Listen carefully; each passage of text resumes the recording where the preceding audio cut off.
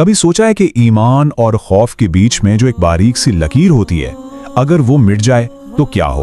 आज हम एक ऐसी ही कहानी को समझने की कोशिश करेंगे, अंधेरी रात का आखिरी सजदा। तो ये कहानी है एक ऐसे पुराने घर की, मतलब ऐसी जगह जहां जाने से भी लोग डरते थे, और खासकर रात 2 बजे के बाद। वहां सिर्फ सन्नाटा नहीं होता था, कुछ और भी था। कहानी का पहला हिस्सा है सायों का घर, और यहीं से सारा मामला शुरू होता है। एक नेक सीधा साधा इंसान और एक ऐसी जगह जो सर से पांव तक शर में डूबी हुई है। यहीं से उसके ईमान की सबसे बड़ी आजमाइश का आगाज होने वाला था। जरा तसव्वुर करें, गांव के बिल्कुल आखिर में एक पुराना टूटा फूटा घर, हर वक्त अंधेरे में डूबा रहता था। हवा चलती तो उसके दरवाजे खुद ब खुद ऐसी आवाजें निकालते कि सुनने वाले का दिल दहल जाए। मतलब एक ऐसी जगह जहां खौफ को बाकायदा महसूस किया जा सकता था।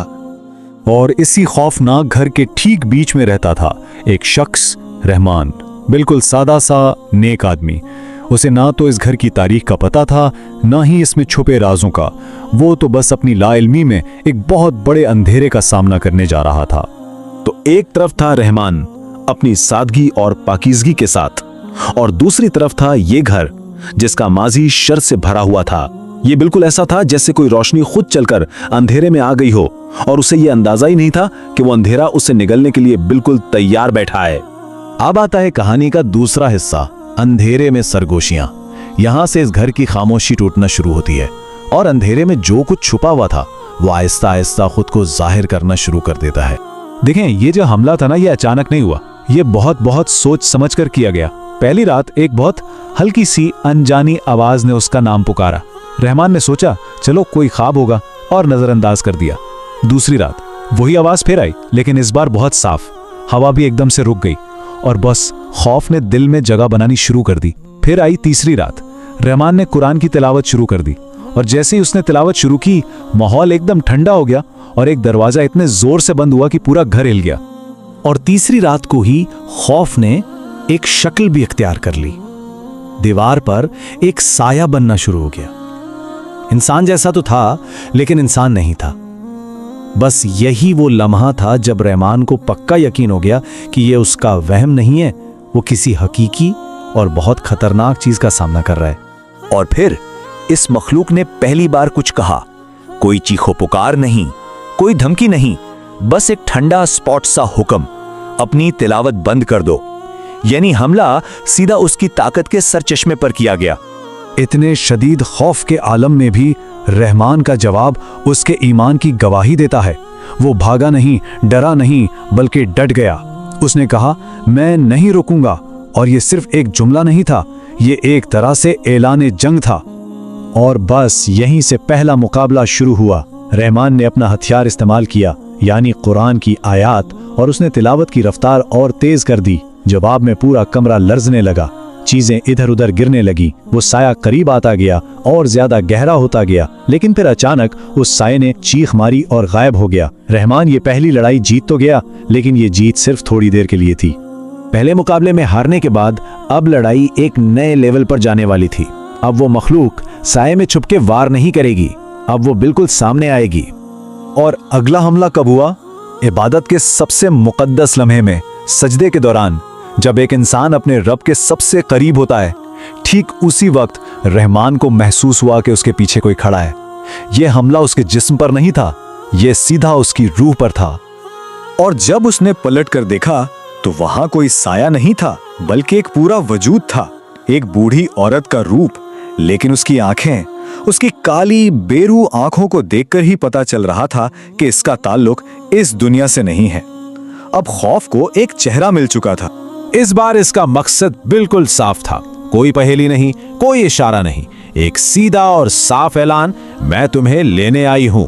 यानी वो रहमान की जिंदगी खत्म करने आई थी। अब कोई भी हो तो ऐसे नाकाबिले यकीन खौफ के आलम में उसकी जबान बंद हो जाए। लेकिन रहमान ने एक सवाल किया, कौन हो तुम? ये सवाल सिर्फ जानने के लिए नहीं था, ये इस बात का सबूत था कि उसने अभी तक हिम्मत नहीं हारी। और इसका जवाब शायद इस पूरी कहानी का सबसे खौफनाक जुमला है। उसने अपना कोई नाम नहीं बताया, कोई पहचान नहीं, उसने खुद को अंजाम बताया, मैं तुम्हारी आखिरी रात हूं।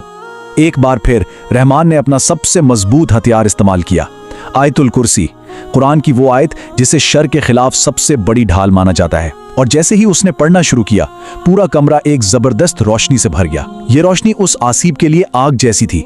वो चीखने लगी, रुक जाओ, लेकिन रहमान पढ़ता रहा, यहां तक कि वो जलकर गायब हो गई। 2 बार हारने के बाद अब शर अपनी पूरी ताकत जमा करके आखिरी हमला करने वाला था। ये रहमान के ईमान का आखिरी और सबसे बड़ा इम्तिहान था। अब दुश्मन कोई एक साया या कोई एक वजूद नहीं था, बल्कि पूरा का पूरा घर ही रहमान का दुश्मन बन चुका था। उसे यूं लग रहा था जैसे दीवारें जिंदा हो गई हैं। हर कोने से, हर दरार से खौफनाक सरगोशियां आ रही थीं। ये उसको जहनी तौर पर तोड़ने की कोशिश थी। और फिर घर की दीवारों से एक आवाज गूंजी, जो एक हतमी फैसला था। ये सिर्फ धमकी नहीं थी, ये एक कैद का ऐलान था कि तुम इस जगह से नहीं जा सकते। यानी अब रहमान की रूह हमेशा के लिए यहीं कैद रहेगी। इस मकाम पर आकर रहमान की इंसानियत सामने आती है। वो थक चुका था, टूट चुका था, अब उसमें लड़ने की हिम्मत बाकी नहीं रही थी, सिर्फ दुआ का आसरा था। और उसने अपनी बची खुची सारी ताकत जमा करके अपने रब को पुकारा, ऐ खुदा मुझे बचा ले। ये फतह की नहीं बल्कि मदद की पुकार थी। और उसकी ये पुकार सुन ली गई। एकदम से कमरे में एक नूर फैला, एक इलाही नूर जो पिछली रोशनियों से कहीं ज्यादा ताकतवर और पाक था। उस नूर के आते ही घर का अंधेरा, वो आवाजें, वो खौफ, सब एक लम्हे में ऐसे गायब हो गए जैसे कभी था ही नहीं। और फिर मुकम्मल गहरी खामोशी। अगली सुबह जब गांव वाले घर के अंदर गए तो उन्होंने रहमान को आखिरी सजदे की हालत में पाया। इसका जिस्म तो इस दुनिया में नहीं रहा था, लेकिन इसके चेहरे पर एक ऐसा सुकून था जो बयान से बाहर है। वो ये जंग हारा नहीं था, वो फाते था। इस कहानी का असल सबक यही है कि असल जीत जिस्म की नहीं, रूह की होती है। रहमान ने अपनी जान दे दी, लेकिन अपना ईमान बचा लिया, और एक अंधेरी रात के मुकाबले में यही सबसे बड़ी जीत है।